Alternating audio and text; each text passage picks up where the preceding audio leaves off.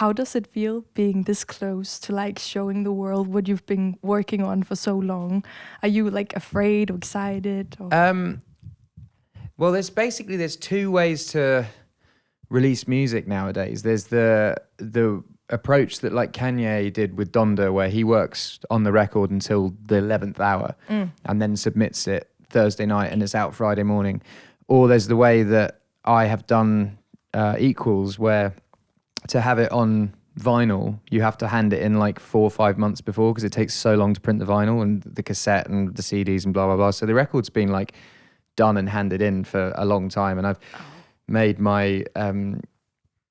sorry, I'm about to sneeze and I really don't... Bless you. I sort of feel with coronavirus now, coughing and sneezing is so taboo. Sneezing is okay. It's sneezing coughing. Is fine. Yeah. Cool. I'm fine. It's okay.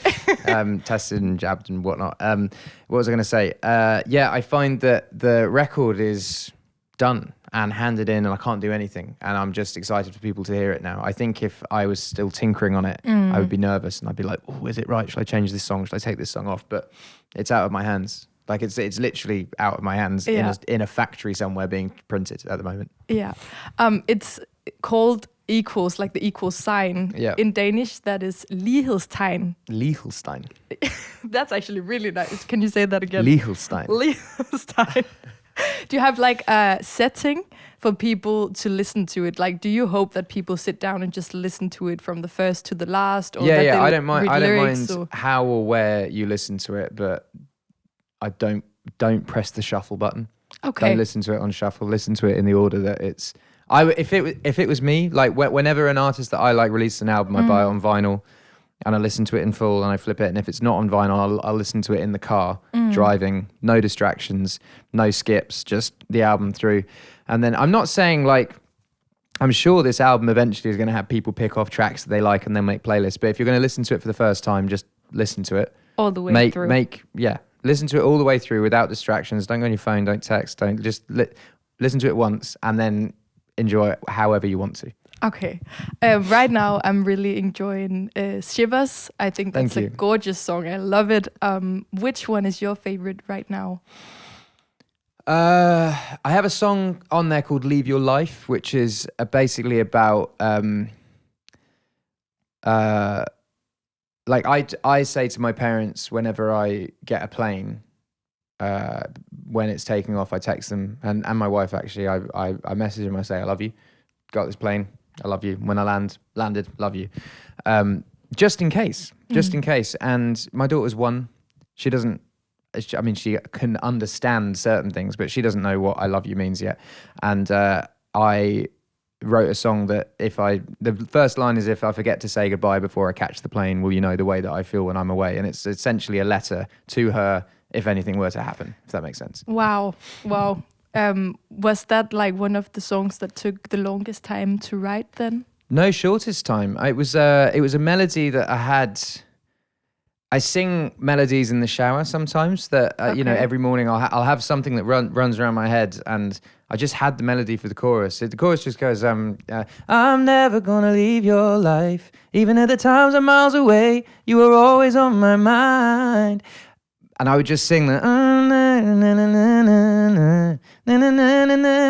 in the shower, and it was just every day. And then I got the inspiration for it whilst in quarantine in Australia, and it probably took half an hour to get the lyrics down for it, but I already had all the melody panned out for it. Yeah. So it's just from the heart, all the lyrics. For sure. So has it affected your writing directly that you now are a father? I think I'm way more emotional, yeah. Really? Yeah, I never cried at anything. Films, music, TV. Yeah, and I cry a lot now. Like, it doesn't take much to make me cry. Okay, what has made you cry? Where you were like, really? Right now, Ed? Do you know like Appeal commercials on TV? Like it will be like, the last one was for children in a third world country who didn't have legs, and it was an and I watched it with my wife and she cried as well, and we ended up buying a load of legs and sending them out there. But like Appeal films, basically stuff that I think when you have a child, like the pain of other parents, like Like I found this the other day as well. I do a lot of Make-A-Wish stuff for kids, and I found I met this girl, and I was her Make-A-Wish to sing with me, and we sung perfect together, and her mum cried the entire time, and I felt so emotional seeing her. I'm sort of getting emotional now thinking about it, because I can't imagine that happening to my child. And you know, it's the perspective, suddenly. Massive perspective, yeah. And there is a different kind of love that comes out when you have a kid. And I remember before Lyra was born, all of my friends that had children were like, you feel a different kind of love. And in my head, I was like, I mean, what does it, do I love her more than my wife? Was it just kind of like, do I shift love and then I love my kid more? And it is completely different. It's like a love that you've never felt before. It's a love that makes you emotional and cry at things. Wow. Visiting hours is partly also about your daughter, if I read it correctly. No, it's about my friend Michael Gudinski, who passed away, and he the way that I said I wish that you'd met her is about like me. Michael lived in Australia, so we spoke pretty much every week, and he would ring up to see Lyra a lot because Lyra is cute as F, and yeah, I just wish he'd met her in person, because I flew over for his memorial, and his grandkids played with Lyra, and we hung out with his family for the entire time, and it just I wish he could have experienced that. Okay. But I also kind of, because sometimes I feel like you think other things when you hear a song because you don't know the context. No, but that's the beautiful thing about songs is whatever the fuck you think the song's about, that's what the song's about. I hate it when I have a song that I listen to, and for me it means a certain thing, and someone goes, that doesn't mean that. That means this. And then suddenly your imagination... Do you know what I would liken it to? When the Harry Potter films came out and someone said, this is what they look like. And then suddenly you're like, but that isn't what they look like in my head. Yeah, like I have a different connection with... I love the films, but I have a different connection with Harry Potter. Or when I read the books, I see... that it's another person, It's not the person in the film, you know? And I would hate being told... If there was a song that meant something to me and someone said, you're wrong. Okay, yeah. Because I kind of saw it as you talking about also this imposter syndrome. Do you know what that is? Yeah, for sure. Yeah, where you're like, I don't really know anything about parenting, and now I just have to do this. Do you feel that way? Yeah, but I think the beautiful thing about it is speaking to my parents, and they didn't know anything either. And, you know, they learn everything. And now they're grandparents, and they're learning a new sort of parenting. And they're having to be grandparents rather than parents. And they have to not give advice when it's not asked for, which I think is quite difficult when you've been a parent to someone and you have to see your kid be a parent. So, I think that no new parent... I read all the books, right? I read all the books. I would sit down. Oh, you did? I read all the father books. I read all the parenting books and blah blah blah. The only thing that I got of worth from those books is too cold is fine and too hot is dangerous. Okay. In terms of like wrapping up your baby for night. That's like the only, and make sure that they don't have a pillow, basically. Okay. Those are the two most useful bits of advice. Useful bits of advice are those. Okay, if we go back to the imposter syndrome for like 1 second, do you ever feel that way about making music, like your work, that you're like getting a little insecure about it, or doesn't that happen when you're as big of a success as you are? I think that's the beauty of songwriting, is I can write what I perceive to be the best song of my career, which happens a lot. You get excited and you write a song and you go, this is the best thing I've ever written. But then once you finish that song, you start another one.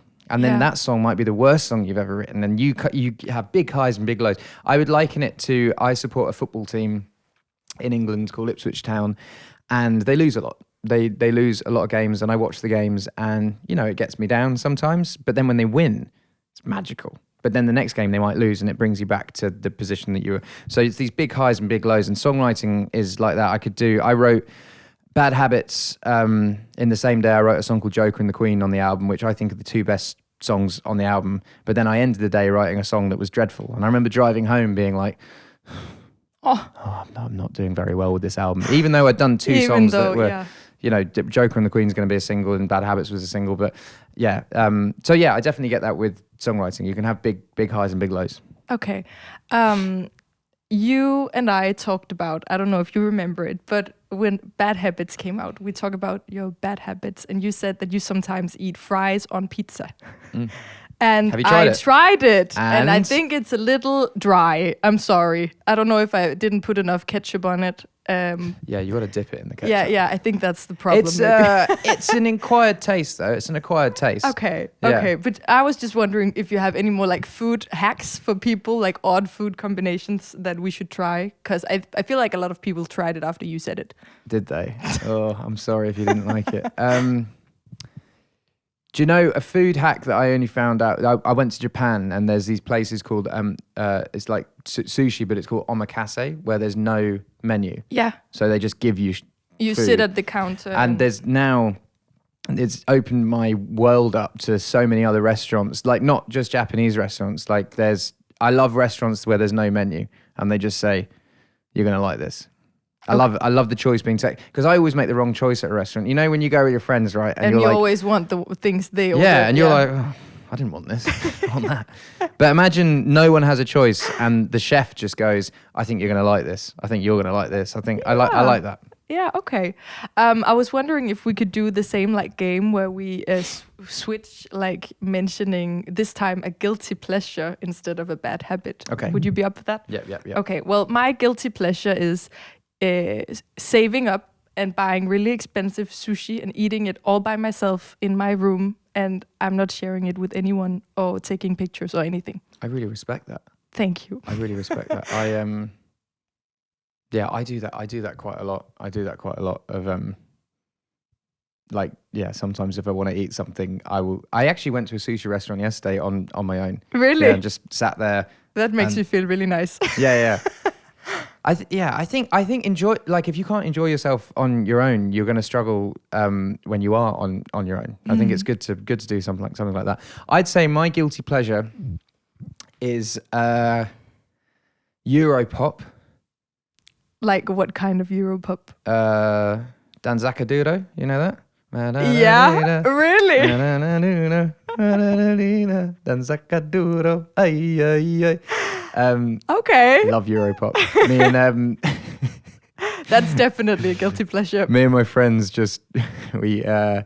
I have a tiny bar at my place. I have a house in Italy, and I turn one of the rooms into a like tiny bar, but there's no air conditioning in it, so it gets really hot. So when we put on Europop, everyone ends up having to like so it's take their tops off and like an dance exotic around in party. their boxes. Yeah, it's really fun. So yeah, I'd say that's my guilty pleasure. In Shivers, in the music video, you're like kind of clumsy. Are you a clumsy person in real life? Yeah, I'd say so. Yeah, How? I'm not Mr. Suave. I'm not like, my favorite first dates to take girls on when I was dating was just like weird things. Like what? I don't know, going to like, I guess the weirdest one I've done is